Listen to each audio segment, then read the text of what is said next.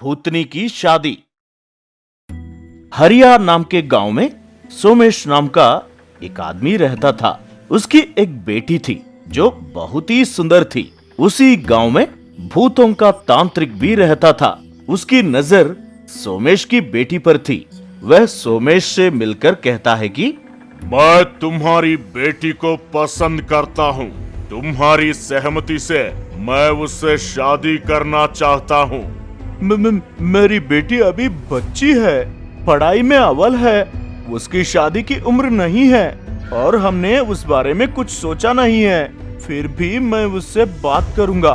उनकी बातें सुनकर कविता आकर कहती है, पिताजी, मैंने आपकी सारी बातें सुन ली हैं। अभी मैं शादी के लिए तैयार नहीं हूँ, लेकिन आप ऐसे कैसे मेरी शादी तांत्रिक से करवा सकते हैं?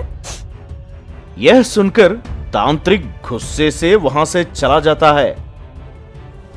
देखता हूँ कविता मुझसे कैसे शादी नहीं करती है। एक भूत को छोड़ूंगा गांव के ऊपर तो पता चलेगा। उसी दिन रात भयानक आवाजें करते हुए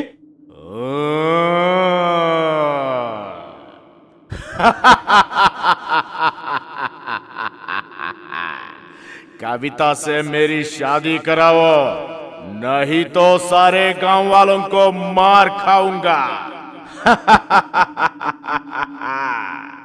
कहते हुए सबके घरों पर आग उगलने लगता है। इससे सारे गांव वाले भयभीत हो उठते हैं। देखा तांत्रिक क्या कह रहा है? कविता से शादी करने की मांग कर रहा है, वरना हम सबको मारने की धमकी दे रहा है।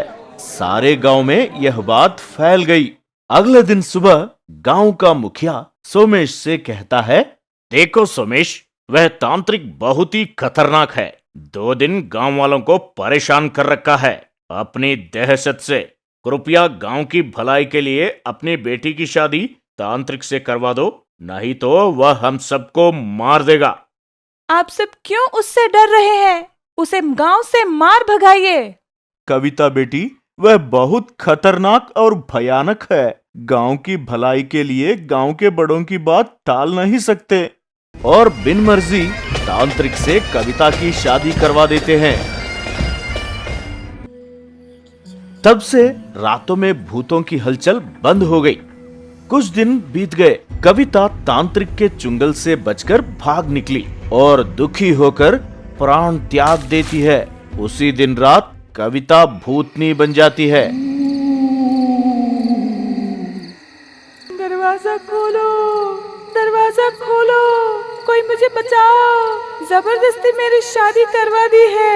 दरवाजा खोलो, कोई मुझे बचाओ। जोर जोर से चीखती और कोई दरवाजा खोलते हैं उन्हें मार डालती है। भूतनी से डर के मारे गांव वालों का घर से निकलना मुश्किल हो गया। उसी दिन रात गांव का मुखिया घर लौट रहा था कि पीछे से आवाज आई, मुझे बचाओ, कोई मुझे बचाओ, मेरी शादी जबरदस्ती करवा दी है। उसकी बातें सुनकर मुखिया को ज्ञात हो गया कि वह कविता भूतनी है और भागने लगा। उसके पांव पकड़कर जमीन पर पटकती छाती पर बैठ जाती है। कहती है, क्यों, कहाँ भाग रहे हो? तुम्हारे स्वार्थ के लिए मेरी जिंदगी बर्बाद कर दी। किसी को नहीं छोड़ूंगी। गांव की भलाई के लिए मेरी बलि चढ़ा दी। सारे गांव को तबाह कर दूंगी।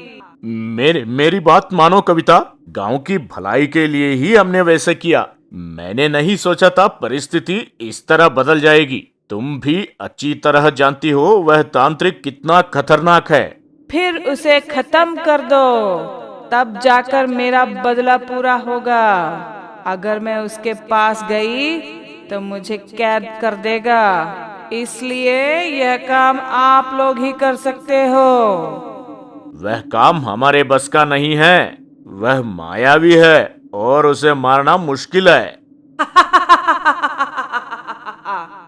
वो भगवान थोड़ी है, उसकी जान माथे के बीच में है। अगर आप उसके माथे के बीच वार करोगे तो वह वहीं का वहीं मर जाएगा। जैसे मैंने कहा वैसे करना, नहीं तो सब मेरे हाथों मरोगे। ठीक है कविता, आज मैं कुछ लोगों के साथ मौका देखकर यह काम कर दूंगा। तब जाकर भूतनी उसे छोड़ देती है। उस दिन तांत्रिक जब गहरी नींद में था, गांव के कुछ लोगों के साथ मिलकर जिस तरह कविता ने सुझाया था, ठीक तांत्रिक के माथे के बीच वार किया।